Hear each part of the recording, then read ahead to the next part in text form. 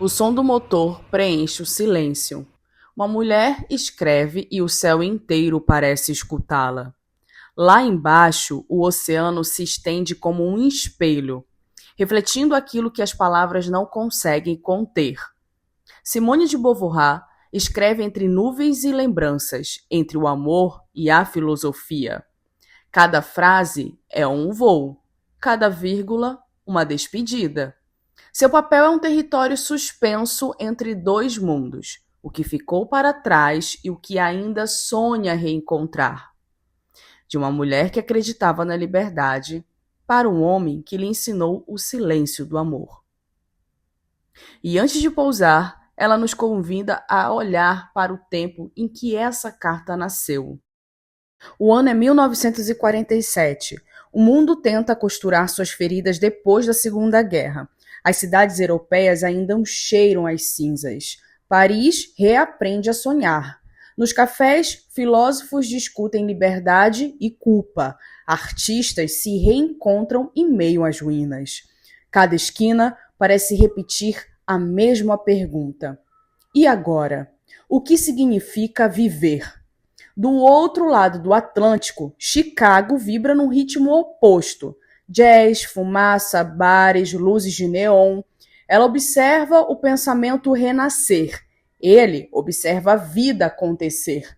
E quando se encontram, não é apenas amor, é colisão de mundos. Simone de Beauvoir, uma mulher europeia que pensa o amor como forma de liberdade. Nelson Algre, um homem americano que escreve com as mãos sujas da realidade. Entre eles, nasce algo que ultrapassa idioma, geografia e moral. Ele a chama de Castor. Ela o chama de meu jovem nativo. Apelidos que são janelas abertas para dois universos que se traduzem no amor. Não há internet, não há voz imediata. Há apenas o tempo, o verdadeiro mensageiro das emoções. E é nesse tempo lento e humano que ela escreve. Escreve para preservar o instante, para que o amor, ao menos nas palavras, resista ao que a distância insiste em desfazer. E é assim, entre guerras e palavras, que nasce a carta que vamos ouvir agora, uma carta escrita sobre as nuvens. 17 de maio de 1947. A bordo de um avião da KLM, sábado à tarde, Terra Nova. Meu gentil, maravilhoso e bem-amado jovem nativo, você mais uma vez me fez chorar, mas de lágrimas doces, doces como tudo que vem de você. Eu acabara de me acomodar no avião e abrir seu livro, quando tive vontade de ver a sua caligrafia. Voltei, e eis que elas estavam ali, suas ternas, atraentes e belas palavras. Apoiei a testa contra o amor. Eu amo. Antes o chofer do táxi me perguntara: é seu marido? Não. Ah, um amigo? E acrescentara com uma voz cheia de simpatia. Como ele parecia triste. Não pude me impedir de dizer: nós estamos muito tristes por nos separar. Paris é muito longe. Então ele começou a falar amavelmente de Paris. Foi melhor você não ter vindo comigo a Madison Avenue Lagardia. Havia alguns conhecidos com as piores vozes francesas e os piores rostos franceses. E Deus sabe como eles podem ser antipáticos. Eu estava aturdida, incapaz até de chorar naquele momento. Apenas aturdida. Depois o avião decolou. Gosto de aviões. Quando se vive intensamente uma grande emoção, ele é o único meio de transporte que se adequa ao nosso estado de alma. Creio. O avião, o amor, o céu, a tristeza e a esperança constituíam um todo. Eu pensava em você, lembrava-me com cuidado de cada detalhe. Lia seu livro, que aliás prefiro ao outro. Ofereceram-me uísque a um bom almoço, frango ao creme e sorvete de chocolate.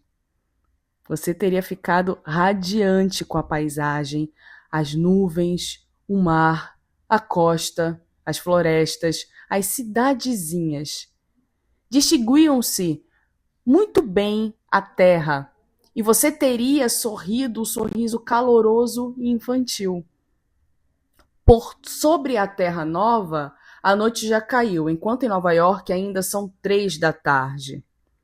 A ilha é belíssima, toda com pinheiros sombrios e lagos melancólicos, com um toque de neve aqui e ali. Você também gostaria dela. Aterrissamos e devemos aguardar 2 horas. Onde você está nesse momento? Talvez em um outro avião. Quando você voltar ao nosso pequeno lar, eu estarei lá, escondida sob a cama em todos os lugares. Doravante estarei sempre com você, nas tristes ruas de Chicago, sob o metrô de superfície, no quarto solitário. Estarei com você como uma pessoa amorosa, com seu marido bem amado. Nós não teremos de espertar porque não é um sonho, é uma história real e maravilhosa. Não apenas se inicia. Eu o sinto e aonde eu for, você irá. Não apenas seu olhar, mas você inteiro. Eu o amo. E não há mais nada a acrescentar. Você me toma nos braços e eu me estreito contra você. E o beijo como costumava beijá-lo. Sua Simone.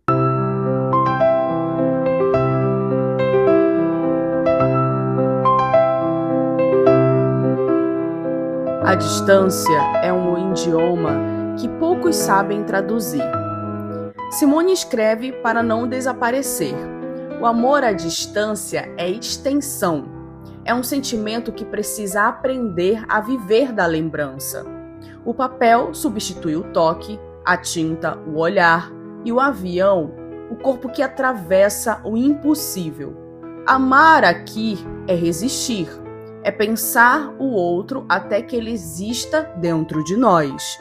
Ela constrói dentro de si uma casa feita de lembranças. Cada palavra, cada carta é um abrigo contra o esquecimento. Amar à distância é aceitar que o amor não cabe num lugar só. Ele se espalha, atravessa o ar e continua mesmo quando o avião pousa. Mas o oceano que os separa não é apenas geográfico, é o espelho das diferenças entre os mundos que eles habitam. E é sobre esse oceano que a história continua a se escrever.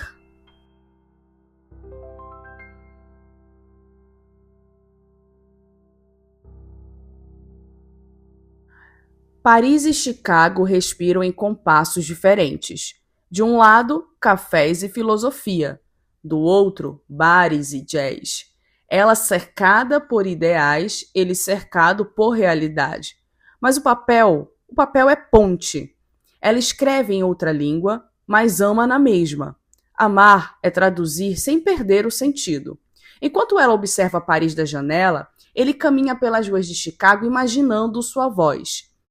Quando ela escreve "eu o amo" e não há mais nada a acrescentar, o mar responde: ainda assim, venha. Amar para eles é um ato político, espiritual, um gesto contra a solidão das fronteiras. Às vezes, é preciso atravessar o oceano para descobrir quem somos quando amamos. E foi nessa travessia que ela deixou de ser apenas uma pensadora, mas também para se revelar como uma mulher apaixonada. Simone de Beauvoir, que sempre analisou o mundo, agora apenas sente. Ela escreve não como filósofa, mas como uma mulher inteira. Por trás da razão, há ternura. Por trás da liberdade, vulnerabilidade. E talvez o mundo nunca tenha visto essa versão dela, despida de ideais, vestida de sentimento. O amor não a diminui, ele a confirma. Porque ser livre também é poder amar. O avião pousa, o amor continua em voo. E talvez quem lê essa carta hoje ainda sinta o vento que ela sentiu. Simone de Beauvoir escreveu em um tempo em que amar era coragem. Entre o amor e o pensamento, ela escolheu os dois. E assim termina a temporada 2, Cartas de Amor Imortal. Foram histórias escritas entre pele e papel. Mas na próxima travessia, não falaremos do amor dito, e sim do amor calado. Das cartas que ficaram presas na garganta. Porque nem todo amor é declaração. Alguns amores são feridas que aprenderam a escrever. Beijo!